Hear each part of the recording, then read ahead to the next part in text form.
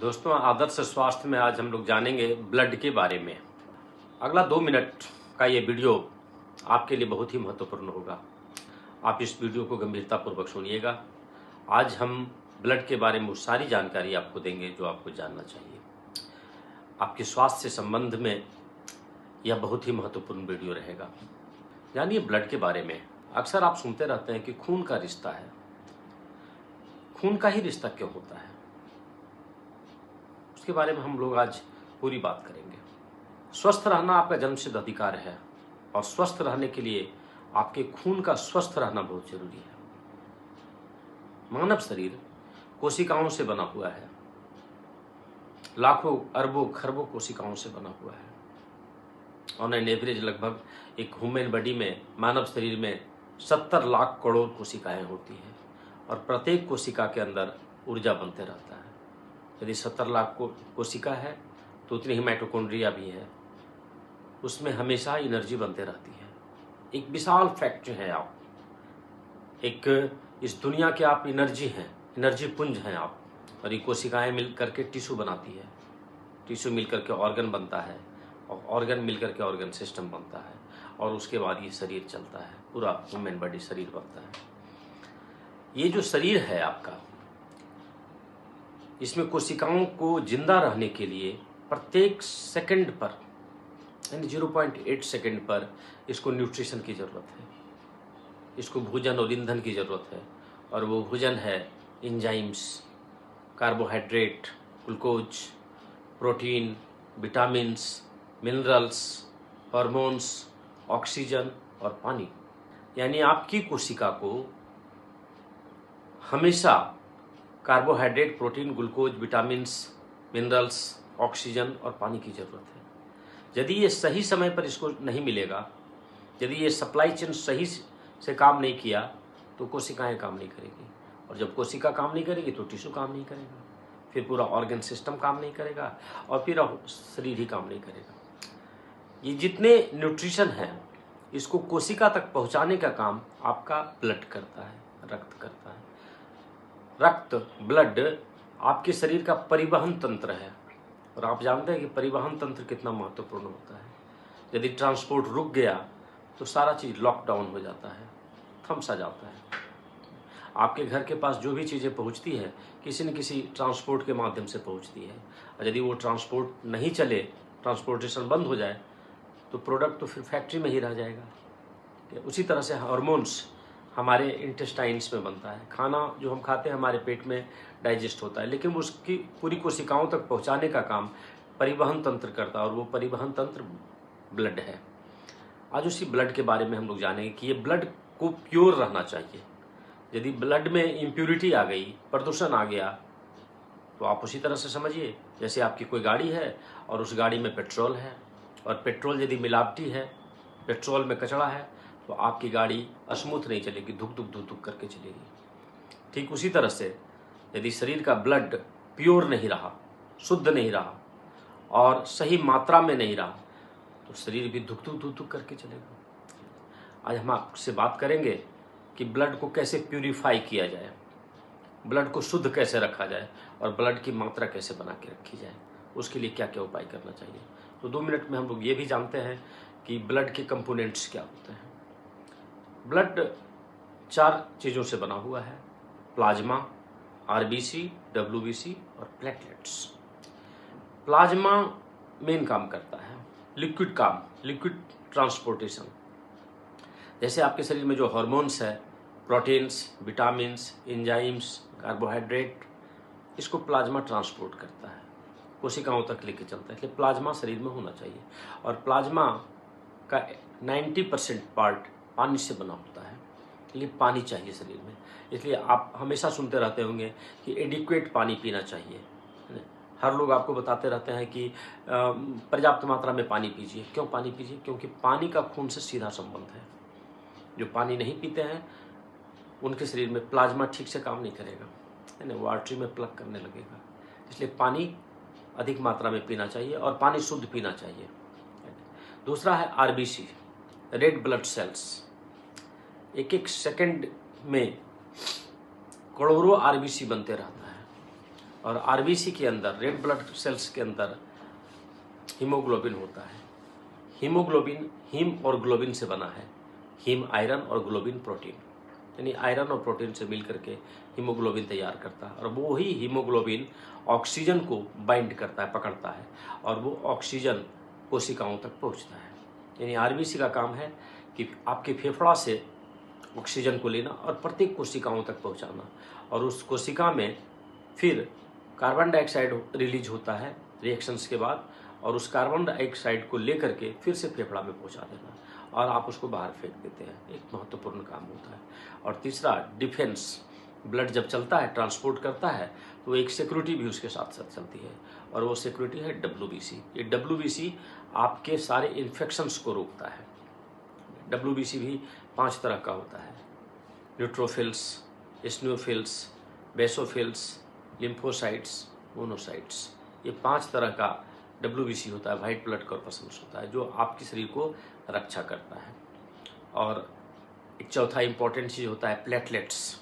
Platelets का काम है बैंडेज करना। कहीं भी आर्टरी में, ब्लड वेसल्स में यदि कोई टूट फूट हो गई तो उसको प्लग करना, उसको रोकना प्लेटलेट्स का काम होता है। बॉन्ड बनाता है प्लेटलेट्स, तो प्लेटलेट्स भी बहुत ज़रूरी है। और ये ब्लड आपके बोन मैरो में बनता है। बोन मैरो हड्डियों के बीच में होता है। तो ब्लड को बनाने के लिए बोन मैरो का स्वस्थ रहना भी बहुत ज़रूरी है। तो बोन मैरो भी होना चाहिए, और आपको प्रॉपर डाइट भी रहना चाहिए।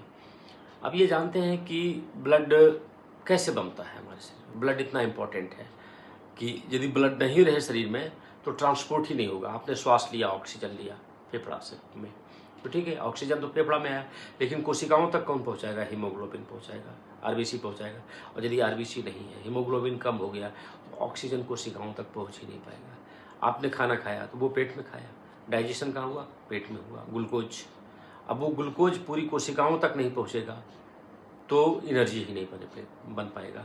इसलिए परिवहन तंत्र का मजबूत रहना बहुत ज़रूरी होता है, और ये परिवहन तंत्र है ब्लड। ब्लड आपके शरीर में पर्याप्त मात्रा में रहना चाहिए। एक ऑन एन एवरेज एक शरीर में 5 से 6 लीटर का ब्लड होता है। ब्लड कैसे बनता है? ब्लड बनाने के लिए पहला चीज़ आपको चाहिए पानी। जो पानी कम पीते हैं उनका ब्लड कम बनेगा। पानी का सीधा रिलेशन है, इंटरकनेक्टेड है दोनों। दूसरा है प्रोटीन। प्रोटीन बड़ा इंपॉर्टेंट रोल करता है ब्लड बनाने में। तीसरा कॉपर। कॉपर की बहुत भूमिका होती है, ब्लड बनाता है। फॉलिक एसिड, ब्लड जो आपके शरीर में सबसे ज़्यादा बनाता है, जो सबसे इम्पॉर्टेंट रोल है वो फॉलिक एसिड का है। विटामिन B9 आपके डाइट में होना ही चाहिए। कहाँ से मिलेगा उसकी भी हम लोग बात करेंगे। ब्लड बनाने के लिए आयरन चाहिए आपके भोजन में, और जो पर्याप्त मात्रा में। विटामिन B12, विटामिन C और vitamin K, calcium, magnesium. Vitamin K ही ब्लड क्लॉटिंग कराता है, यानी आपके प्लेटलेट्स में सपोर्ट करेगा विटामिन K। यदि आपके डाइट में प्रॉपर मात्रा में पानी, protein, copper, folic acid, B9, iron, vitamin B12, vitamin C, vitamin K, calcium और मैग्नीशियम है आपके डाइट में, तो आपके शरीर में ब्लड सही से बनता रहेगा और ब्लड की मात्रा बनी रहेगी। तो आपको इसके लिए क्या करना चाहिए? पहला तो पानी पीजिए। दूसरा, एक कोई मल्टीविटामिन अपने डाइट में शामिल करिए, है ना, नेचुरल मल्टीविटामिन, जैसे न्यूट्रालाइट डेली करके आता है। प्रोटीन लीजिए और आयरन आप अपने डाइट का पार्ट बनाइए। ब्लड की तुलना आप वेनिस ऑफ कैनाल से कर सकते हैं। एक बड़े अच्छे राइटर हैं, बहुत फेमस राइटर हैं, अर्ल मिंडेल, जीन ब्रूनो। इनकी किताब है द ब्लड। इसमें उन्होंने बड़ा स्पष्ट लिखा है, The circulatory system has been compared to the canals of Venice.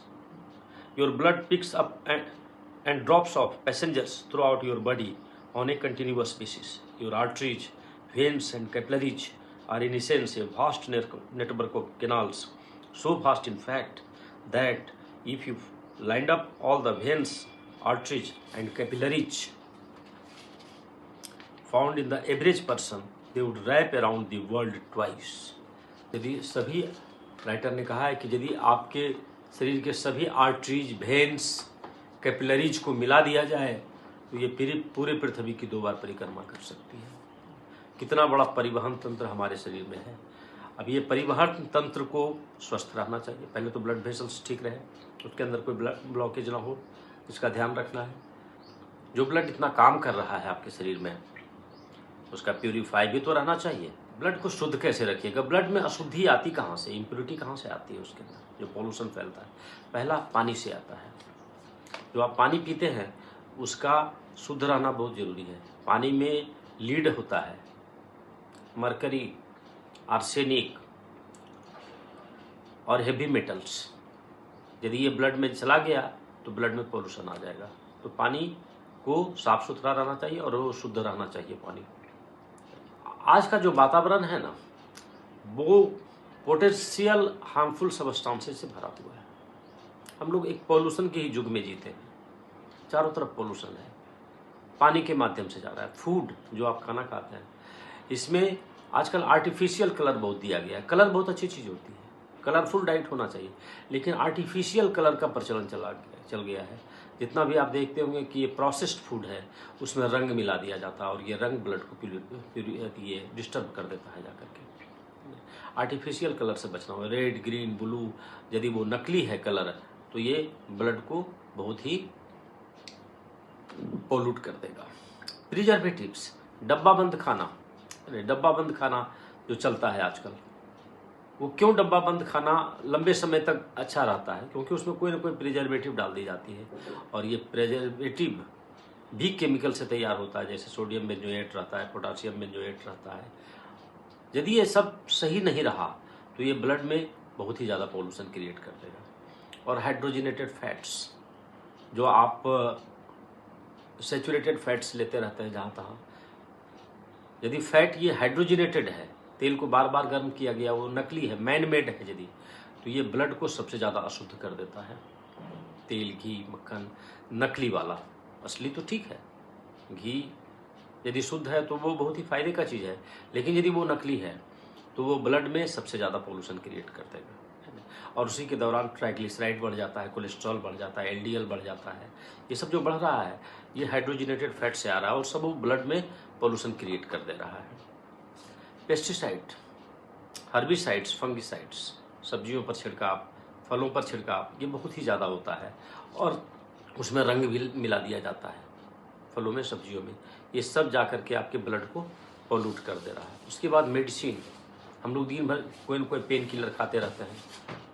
हमेशा जो आप एंटीबायोटिक्स खा रहे हैं या किसी भी चीज़ों के लिए मेडिसिन यदि लगातार खा रहे हैं तो वो मेडिसिन क्या करता है? वो मेडिसिन भी आपके ब्लड में जा कर के पॉल्यूशन क्रिएट करता है। यानी हम चारों तरफ से अशुद्धियों के बीच में, पॉल्यूशन के बीच में घिरे हुए हैं। नतीजा क्या होता है कि ब्लड बिल्कुल ही पॉल्यूट हो जाता है, एक ब्लड के अंदर कचरा चलने लगता है। और आपका ट्रांसपोर्ट डिपार्टमेंट यदि कचरा हो गया तो फिर परिवहन तंत्र ही खराब हो जाएगा, और जब तंत्र खराब होता है तो सारा सिस्टम ही कोलैप्स करता है। ठीक ब्लड के साथ भी वैसा ही होता है। सपोज करिए कि यदि कोई पॉल्यूशन है ब्लड के अंदर, कोई केमिकल चला गया, वो ब्लड कहाँ जाएगा? ब्रेन के अंदर भी जाएगा, आँख के अंदर भी जाएगा, हार्ट के अंदर भी जाएगा, तो सब जगह वो पॉल्यूशन देते हुए चला जाएगा। यानी ऑक्सीडेटिव स्ट्रेस खड़ा हो जाएगा पूरे शरीर के अंदर जा करके। एयर, जो आप हवा लेते हैं, तो गाड़ियों से जो धुआं निकलता है उससे कार्बन मोनोऑक्साइड निकलता है, और कार्बन मोनोऑक्साइड क्या करता है कि आपके हीमोग्लोबिन के साथ मिल करके कार्बोक्सी हीमोग्लोबिन तैयार कर देता है। और कार्बोक्सी हीमोग्लोबिन क्या करता है कि वो ऑक्सीजन को वहाँ से रिप्लेस कर देता है, हटा देता है, यानी ऑक्सीजन डिफिशियंट ब्लड हो जाता है, तो ब्लड इम्प्योर हो गया सब। अब यदि ब्लड में इतना इम्प्योरिटी आ गया, ब्लड में पॉल्यूशन आ गया, तो शरीर बीमार हो जाएगा, आदमी थका थका हुआ रहेगा, है ना, प्री मैच्योर एजिंग आ जाएगी, उम्र से पहले ही बुढ़ापा आ जाएगा उसके अंदर, और सिस्टम भी काम नहीं करेगा। तो आपको क्या करना चाहिए? आपको सबसे पहला तो ये करना चाहिए कि ब्लड की मात्रा ठीक से रहनी चाहिए। तो पानी, प्रोटीन, मल्टीविटामिन्स आपके डाइट का एक पार्ट हो जाना चाहिए, नंबर 1। दूसरा, आप अपने डाइट में हल्दी का जरूर सेवन करिए। हल्दी ब्लड को बहुत ज़्यादा प्यूरीफाई करता है। अब इतनी ज़्यादा जो केमिकल्स आती है शरीर के अंदर, ब्लड के अंदर, वो प्यूरीफाई कौन करता है? हमारे शरीर के अंदर भी एक नेचुरल प्यूरिफिकेशन मैकेनिज्म है, और वो है किडनी और लीवर। कहा जाता है the quality of blood depends on the quality of kidney and the quality of liver. आपके लीवर को मजबूत रहना चाहिए और आपकी किडनी को मजबूत रहना चाहिए। किडनी को मजबूत करने के लिए आप अपने डाइट में त्रिफला का सेवन करिए प्रत्येक दिन। कहा जाता है कि जो लगातार त्रिफला सेवन करता है वो उसमें के अंदर बुढ़ापा नहीं आती है, और किडनी को सबसे ज़्यादा मजबूती जो देता है वो त्रिफला है। यदि आप त्रिफला लेते हैं अपने डाइट में, रेगुलर बेसिस पर लेते हैं, ओकेजनल नहीं, प्रत्येक दिन, या तो आप रात में सोने के समय लीजिए, सुबह में भी ले सकते हैं, लेकिन त्रिफला को कंटिन्यूअस लीजिए। उससे आपका पूरा डाइजेस्टिव सिस्टम ठीक हो जाएगा। और डाइजेस्टिव सिस्टम के थ्रू पॉल्यूशन सबसे ज़्यादा आता है। जब लीकी गट हो जाएगा, गट माइक्रोबायोम कम हो जाएगा, तो भी ब्लड में ज़्यादा पॉल्यूशन आने लगेगा त्रिफला। दूसरा, आपके लीवर को स्वस्थ रहना बहुत ज़रूरी है, क्योंकि liver is a detoxifying organ. शरीर के ब्लड के अंदर जो इतना भारी मात्रा में पॉल्यूशन जा रहा है, उस सारे पॉल्यूशन को, सारे दूषित पदार्थ को फिल्टर करने का काम है ना, उसको डिटॉक्सिफाई करने का काम लीवर का है। लीवर को मजबूत रहना चाहिए, और लीवर को मजबूत रहने के लिए अपने डाइट में मिल्क थिसल लीजिए। मिल्क थिसल एक पौधा है, एक प्लांट है, डैंडेलियन रूट के साथ बना हुआ होता है। वो लीवर का सबसे अच्छा टॉनिक है। यदि आपका लीवर मजबूत हो गया और किडनी मजबूत हो गया तो पॉल्यूशन शरीर में टिक नहीं पाएगा। फिर भी पॉल्यूशन यदि आ रहा है तो वाटर सॉल्युबल पॉल्यूशन जो है, तो वाटर सॉल्युबल विटामिन आप लीजिए, वो है विटामिन सी। यदि विटामिन सी लेते हैं तो जितने भी फ्री रेडिकल तैयार हो रहा ब्लड के अंदर, वो सब प्योर हो जाएगा। एक शुद्ध शरीर बनाइए, शुद्ध रक्त बनाइए, और खून का रिश्ता होता है साहब, जो जेनेटिक मटेरियल होता है वो भी ब्लड से ही तैयार होता है। ब्लड ही जीन को तैयार करता है। तो खून का रिश्ता यदि ठीक से रखना है तो ब्लड को भी शुद्ध रखना है। So thank you.